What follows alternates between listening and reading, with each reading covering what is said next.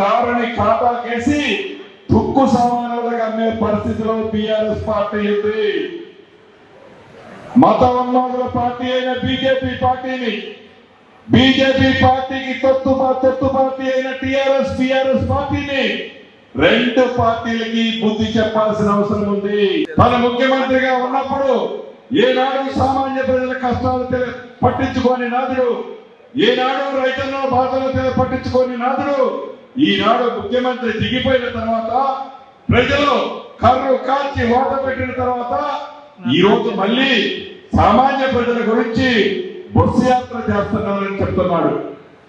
ఈ వేదిక ద్వారా మీ అందరి ద్వారా వారికి ఒకటే తెలియజేస్తున్నాను.